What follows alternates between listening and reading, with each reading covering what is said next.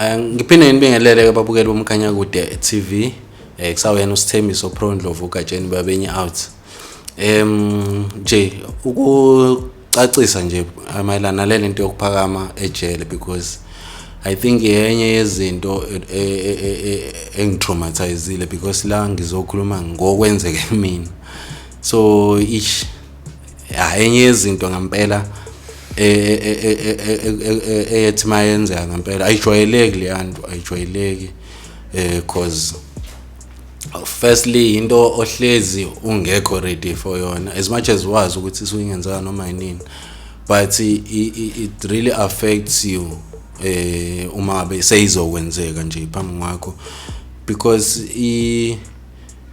ngendlela ayenza ngayo okay kunendlela zakhona ke lapha ya ukuthi kuyazi ukuthi ama 20 bani aphakama ekseni abanye baphakama ntambama njengoba bebizana ngoMpumalanga noNtshonalanga but angikho lapho so kodwa indlela eyenzeka ngayo uma bese kuthiwa ngempela kuyenzeka as much as usuku wazi ingenzeka but mase yenzeka usuke uthuka nawe because I remember nje ngangihlezi ngisho ngithi yazi ukuthi imase kuthiwa umuntu uyaphakama eduze kwami kungamele nje sivele nje sonke thina sikhona sivele simshaye but mase wenzeka akwenzekanga futhi because you just get shocked nje. I remember ukuthi isikhathi siningi lapha kuphakanywa ekseni makubalwa mangaphakanywa ngesikhathi kubalwa kuzophakanywa ngesikhathi sokuphaka mase kushaya uline lokupha because kuphakelwe emgqomeni lapha eminyango enqoleni and then uma ngenzanga lapho mhlawumbe uzophakanywa ngeexercise mase sekushaya umoya la mhlawumbe futhi kuphakanye uma bese kubalwa ntambama noma mase kudliwa futhi ntambama so uhlezi nje wena ucuphile uma ngabe kuthiwa uyaphuma sometimes uthi ke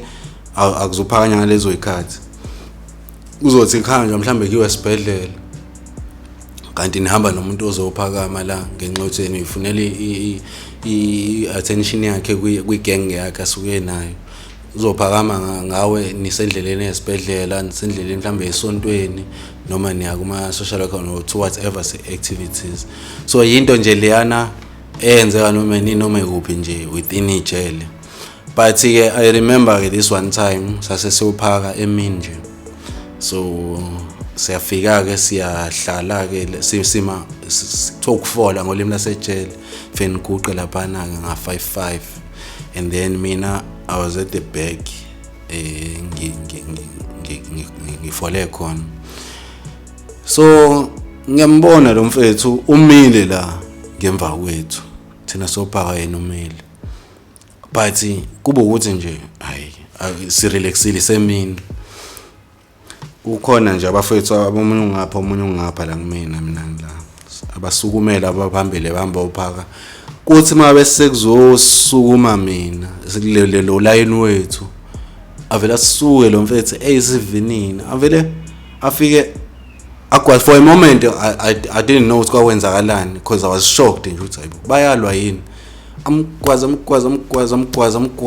la ekhanda ngemumva amgwaze ngokusheshsha leyanto lena angazi kwenzakalani but uyashockeka nje for some seconds nje because I think for like 3 seconds ngangishocked ngibuka like ekubeni ngangithemba nama senze leyanto ngingamngenela lo muntu and memgwaza lo muntu umqondo kubuye lethu uthi lo muntu uyagwazwa nje luckily amaphoyisa vela shesha afike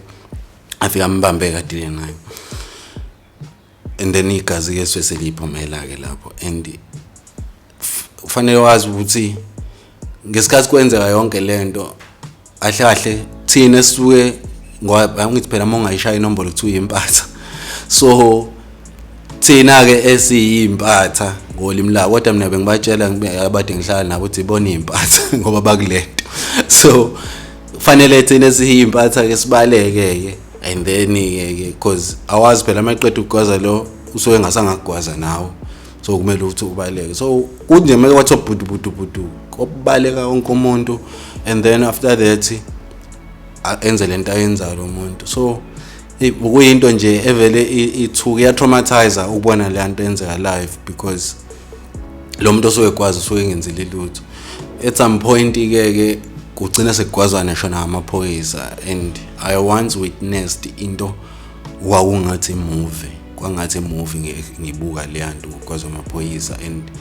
ngisho ngithi bayabekezela abantu abenza lo msebenzi, because usuke ekhaya uye emsebenzini wazi kahle ukuthi impilo yakhe isengcupheni, because mase begwaza labantu basebenzisa nombani, ugwaza nombani ophambi kwabo. So umsebenzi onzima. I remember nje ukuthi ngelinye ilanga kwagwazwa amaphoyisa amathathu phambi kwami, and labantu uma bezoyenza lento yabo kuvele nje bengazi ukuthi nje ulayini nje kuzophakwa okanye kuzobalwa. And then kuthe manje kophakwa, and then laba abazokwenza lento amajitha nje I think ayo4 ayiplanile nje lento. Kuthe suka nje out of nowhere vele wasuke lo munye vele wagximela lenye iphoyisa, and then nalo munye vele wasuka wagximela lenye iphoyisa lathi izolekela lenye lo munye wagximela kulona. And kuvele kube kunzima kakhulu uma ethiwa ugwaza amaphoyisa, because nani niyiboshwa kunzima ukuthi manje nisondele nithi nizolekelela, because awazi ukuthi njengoba le genge le isuke idecide lento bangakanani ababukayo abakuyona futhi lo mkhosi wabo lo wegenge abaphethe something abangeza nawe othi uyalekelela ugcina usushaya. So ugcina sekuyi moment nje enzima kakhulu, ubone nje amaphoyisa elimala phambi kwakho, athatha amaphoyisa ayisibhedlela balekelelane. But nje it is a very painful moment ukubona leyanto leya, of which into evele ibenzima kakhulu is because labantu laba abasobe bekulento le bayawazi ukukhavana, ukuthi uthi uyabuza komunye uthi hayi yini kwenzakaleni, uthi uzovela athi nje hayi angazi, uthi thina wazi kahle, then base bazi mekuzokwenza lento uthi hayi vela athi nje hayi akazi naye. So ake ilanto lana ekufundisa ukuthi ungamthembi umunye umuntu kahle kahle, because even nomuntu osuke ujwayelene naye but yena mela lapha kuleyanto uphoqeleke ukuthi fanele ayivikele information yangaphakathi angakwazi ukuthi akutshele wena. So ezinye zezimo ngempela ezenza ukuthi kube nzima ke ejele, yabo nje lento yokuphakama nokubona igazi nje i moment nje leyo yokuphakama I think iyona enzima kakhulu, because even nje esontweni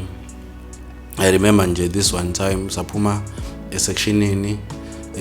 sabantu abayesontweni. So mase esontweni sihamba nje ngolayini ukuthi siyesontweni, and then nje sihamba endleleni sazothi sonke sinenhloso eyodwa efanayo ukuthi soyikhonzela uNkulunkulu, kanti nazo lezi zigcina seyicasha khona la ukuze zizofeza inhloso zazo. So jiki umuntu usekhipha into yakhe usegwaza umunye wabazalwane, and kuvele kube isibhudubhudu, vele vele kubaleke wonke umuntu, because usungazi wenzakalani after lokho. So ayilento okuphakama nje yona enzima kakhulu ejele, because